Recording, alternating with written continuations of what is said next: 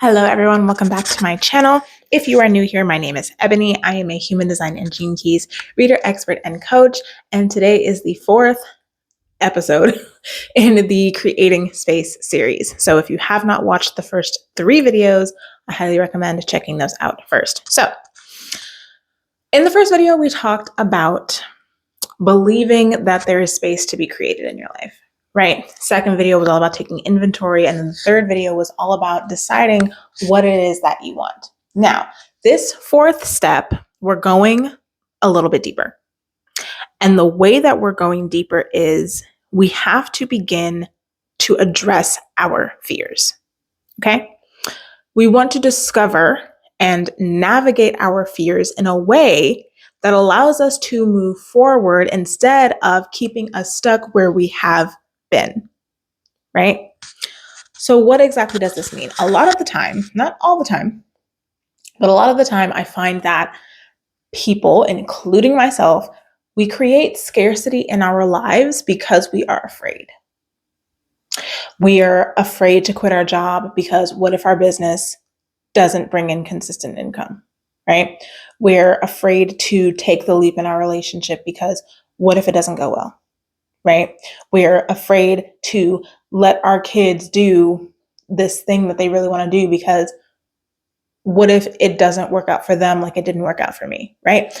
We all have different fears. We all have different things that keep us in this kind of scarcity mindset. And it's not to say that fear is a bad thing because it's not, right?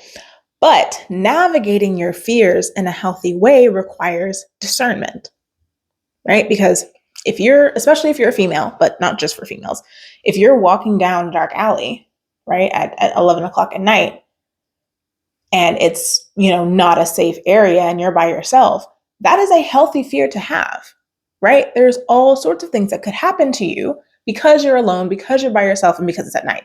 That is a healthy fear. In that situation, your fear might actually be keeping you safe, might actually be keeping you alive, keeping you aware. You're watching your surroundings, right? You have your keys in your hand. You're ready to just dive into your car and lock the door, right? And even in the situation of like quitting your job and starting your business, that is also a healthy fear response because our brains are thinking, if we don't have money, we're going to die. We're not going to survive, right? So navigating your fear does not mean push this away and just keep going, right? We're not going to think about what could happen. We're not going to be afraid. We're just going to push past it. We're just going to believe in ourselves. That's not navigating your fear. What's also not navigating your fear is staying, I don't want to say stuck, staying where you are and where you have been because it's predictable and it's safe. That is also not navigating your fear. So, what do we need to do in order to navigate our fears, extract the wisdom from those fears, and move forward in the direction that we want to go? The first thing is that we have to give ourselves permission, right? We have to give ourselves permission to be scared. And we also have to give ourselves permission to take small steps towards what we want without letting our fear bully us into staying where we are, right?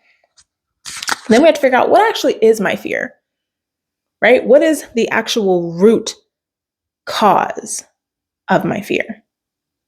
And this could look different, for different people.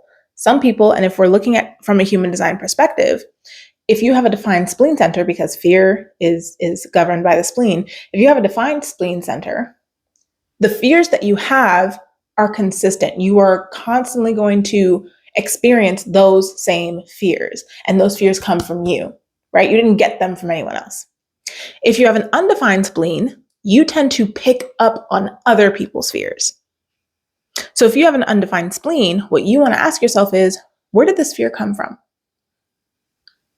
Right? If you have this fear of not having enough money, who gave you that fear? Where did that fear come from?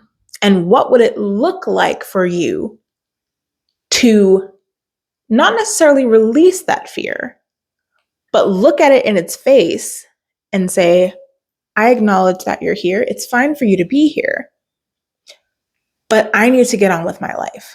So how can we work together in order to make that happen, right? If you have a defined spleen, what you want to do is figure out not necessarily where the fear came from. We know it came from you, but what was the experience that cemented that fear, right? What was the process, the logical process that got you to this fear? So if it's a fear of not having enough money, what experience cemented that for you? Was it seeing your parents struggle? Was it having your lights cut off? Was it not having enough food? And then asking yourself, first of all, is this currently my reality? Right? Do I actually have enough food? Am I in a space where I am safe? Do I have a roof over my head? And again, looking at the fear and saying, how can I move with you instead of you pushing against me and me pushing against you? So either way, whether your spleen is defined or undefined, it's still a relationship, you working with the fear to move forward. That's what navigating your fear looks like. It's not repression, and it's not, completely throwing caution to the wind. It's a relationship, right? A relationship with your fear and a relationship with yourself. You're allowing yourself to take action despite the fact that the fear is there. Seeing it not as a hindrance, but as a tool. So that is step 4. I hope that makes sense, and I will see you in the next video.